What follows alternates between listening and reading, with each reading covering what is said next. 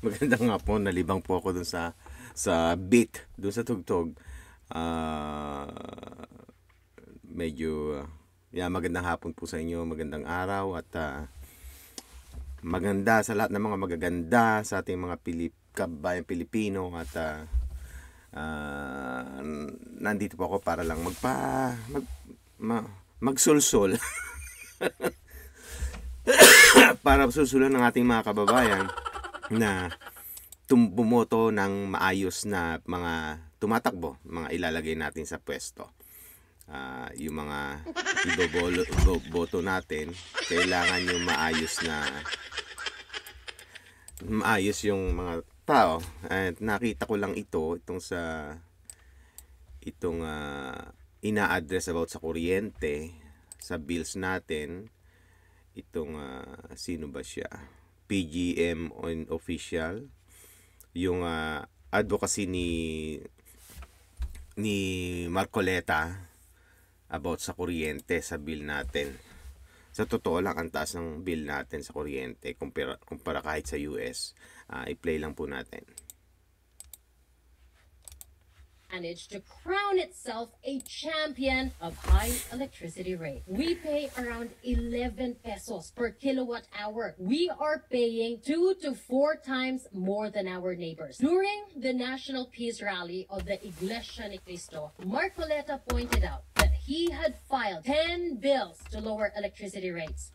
Hulaan ninyo kung ilan ang pinag-usapan sa Congress. 0. While Congress puts on its endless political soap opera, real solutions that could actually help all of us Filipinos are sitting in a filing cabinet somewhere. Take systems loss charges, for example. The ridiculous practice of charging consumers for electricity that gets lost along the way. Sinasabi ni Marcoleta sa mga kumpanya, stop making people pay for your inefficiency. Fix it yourselves.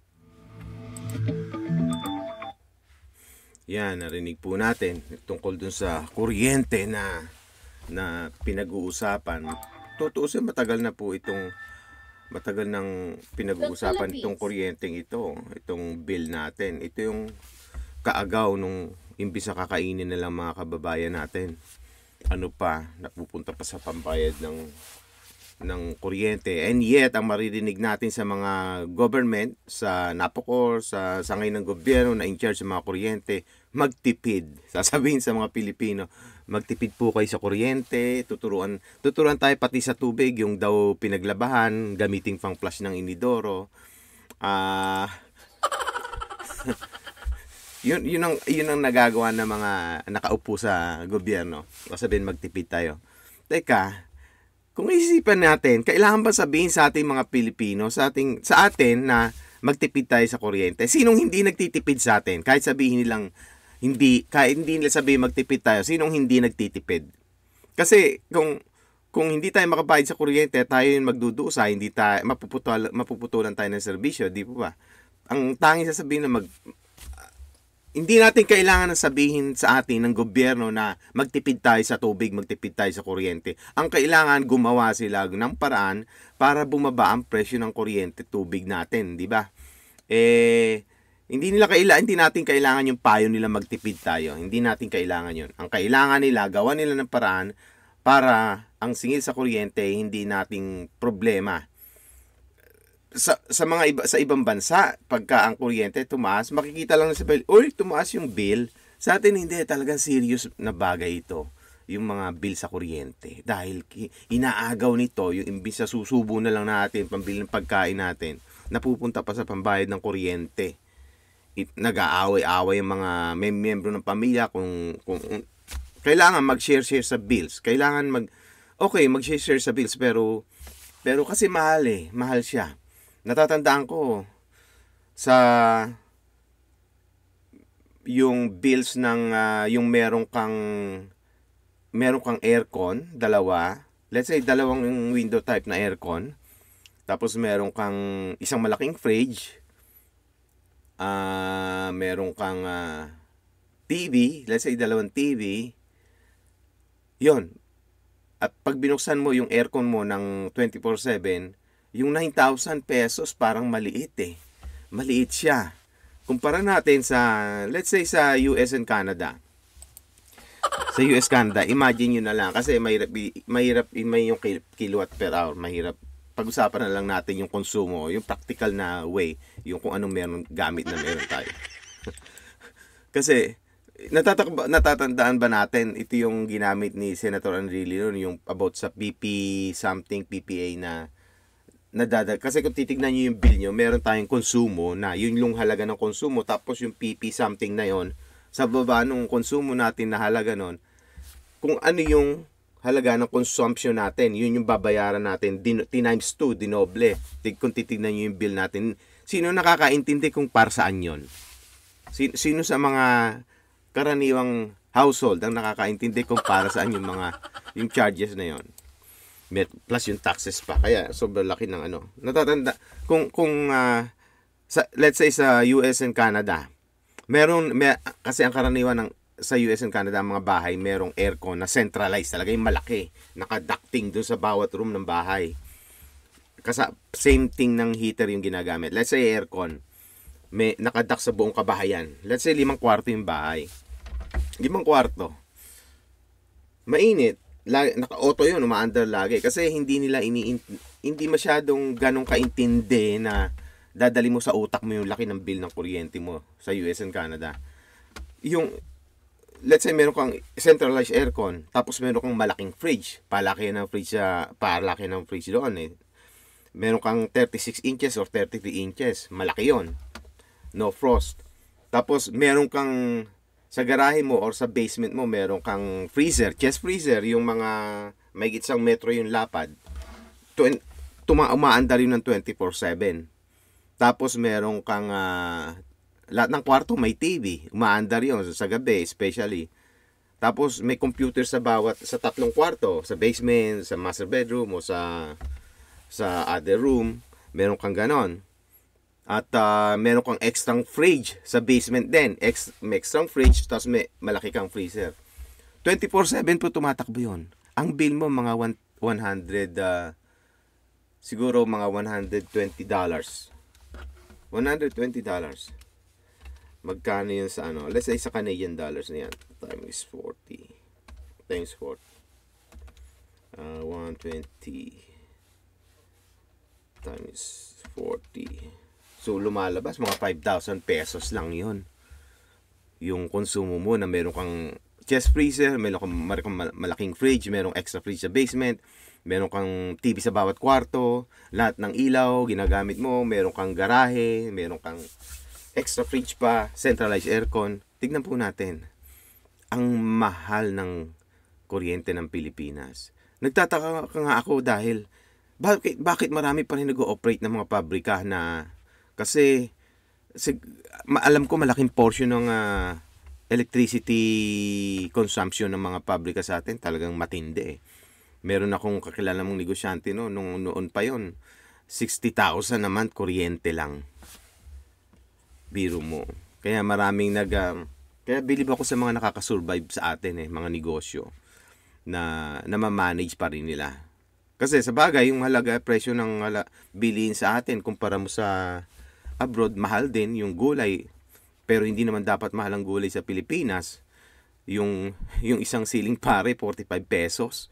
Samantalang pwede mong itanim yun. May production tayo ng mga gulay, ng kahit sa gulay. Pero bakit ganun kamahal? Balik tayo dun sa kuryente. Bakit ang tanging nagagawa lang ng mga gobyerno is magtipid na papayuhan lang tayo magtipid? Kasi yung mga tao po sa gobyerno, malalaki po kita niyan.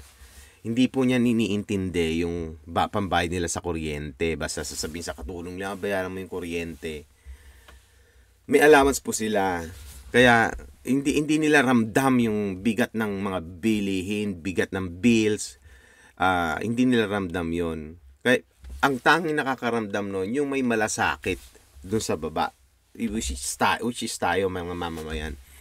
Yeah, si Congressman Marcoleta, sinabi sa video na to na nakailang file siya para pag-usapan yung bill sa kuryente. Walang may interes. Walang kongresistang may interes kasi hindi sila kikita. Hindi sila makikinabang. Basta ang pakinabang ng taong bayan lang, hindi sila interesado. Kaya iupo natin yung iupo natin yung mga taong may malasakit, concern sa taong bayan. Kasi hindi naman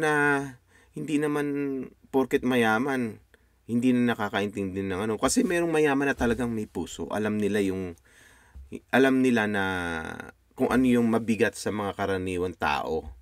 Kung ano yung mabigat na bayarin, yung pasanin, alam nila yon. Kaya pipili tayo ng taong may mga puso talaga. Hindi tayo mawawalan ng kandidato na marunong umintindi ng mga dalahin ng mga kababayan natin. Ayaw natin yung politiko na nung gobyerno na susubuan ka lang, yung bang patibasa may ipansusubo sila dahil dahil hawak nila yung pera ng bayan pag nagbigay sila sa'yo, pabor pa sa kanila, pogi points nila yon.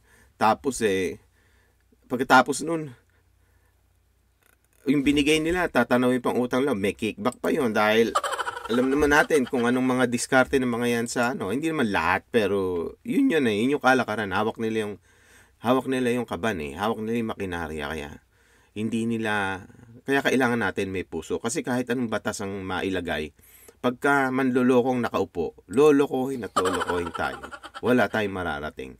Walang mangyayari sa bansa natin. Kaya magpakatalino tayo, yung may totoong layunin sa bayan, yung may totoong malasakit. Kasi hindi natin pwedeng sabihin, na bobo yung mga politiko, bobo. Hindi sila bobo. Matatalino po sila. Ang problema, yung talino nila, ginagamit nila in a bad way. Ginagamit nila sa hindi para makapaglingkod. Ang talino nila, ginagamit nila kung paano yung magagaang ang buhay ng mga Pilipino, kung paano uunladan lahat, kung paano giginhawang aangat ang Pilipinas, wala. Kaya malakas si Duterte dahil nakita natin na may bunga talaga yung mga pamumuno nila. Gusto natin ng mga tao sila. Tumitingin ng tao sa mga nagagawa nila, sa mga accomplishments nila. Kaya importante po, yung ibang mga kababayan natin hindi pa rin nila naintindihan kung anong role ng gobyerno sa mga tao. Ang role po ng gobyerno sa mga tao ay magproteksyon, magbigay ng kabuhayan, yung edukasyon para sa susunod na henerasyon, maunlad ang may mga magandang trabaho, mga nakapag-aral ng mga tao, ang mga kabataan, na pag-asa ng bayan. Ang role ng gobyerno siguruhin yung future ng mga tao. Kasi kahit magagaling ang mga mamamayan, ang mga tao, katulad sa Pilipinas, maraming matatalinong mga mamamayang Pilipino, marurunong. Kahit anong gipit nga ng mga Pilipino nakakagawa ng paraan. Marunong. Marami lang nagugutom. Hindi kahit ganun ang gobyerno natin, maraming nakakasurvive na Pilipino kasi magaling marunong tayong humarap, marunong tayong lumaban sa buhay.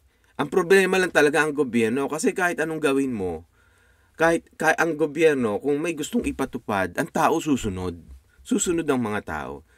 Totoo yung sabi nila, matitigas ulo ng mga Pilipino. May mga matitigas ang ulo. Pero pag ang gobyerno kumikilos, kaya nilang pasunurin ng tao Sa galit lang ngayon ng mga tao sa nangyayari sa Pilipinas, ba't wala pa ring gulo?